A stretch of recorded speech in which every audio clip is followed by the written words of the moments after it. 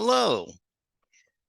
In this video lecture, we're going to be covering some PCS procedures for signs and symptoms.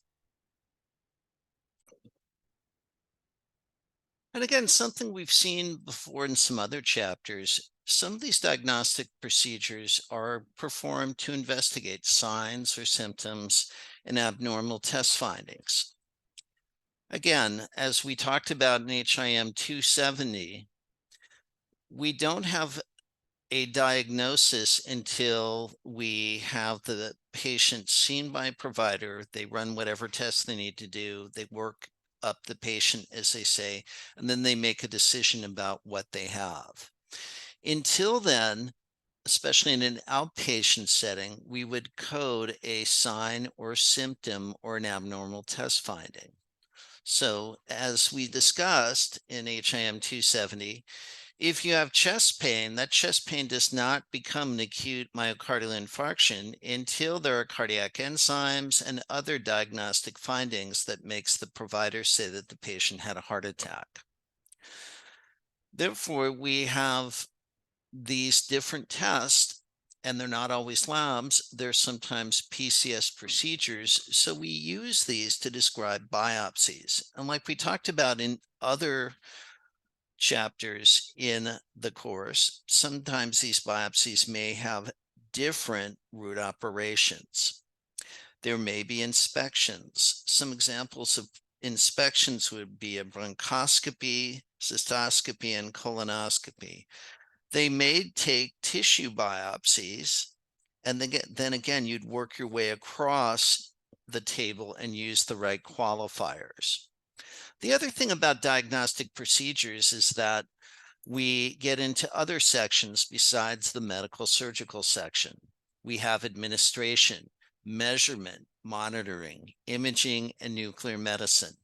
Please make sure that you're comfortable with these different sections, and it would be worth your time to take a look at them in your coding book.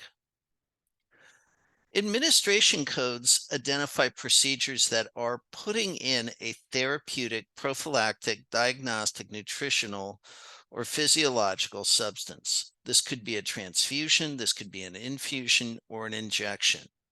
Table 21.1 in your textbook lists the 7 characters used to code the administration procedures. These are also the same 7 characters that are used in your PCS code books.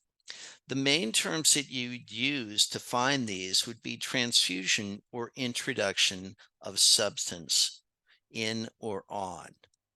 It's important to memorize that these need to be validated in the tables. Measurement and monitoring codes we've touched on before, but as we talked about, they identify and describe procedures for determining the level of a physiological or physical function. So they're measuring something, they're determining the point of a level of something at a discrete moment in time. Monitoring is a little bit different. Monitoring is different than measuring. Monitoring is taking a level, could even be the same level, but we're looking at it over a period of time as opposed to discrete point in time. We see a lot of measuring and monitoring in cardiology. And something that you've seen before is illustrated in table 21.2. This shows the 7 characters that are used to construct the PCS codes.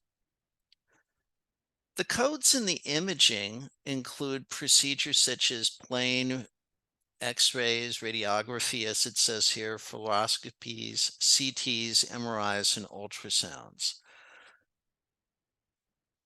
Some main terms that you'll find useful to find these would be computerized tomography, fluoroscopy, magnetic resonance imaging, which we all think of as MRIs, plain radiology, and ultrasonography.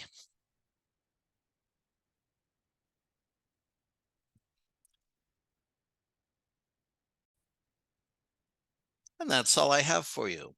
We'll see you online.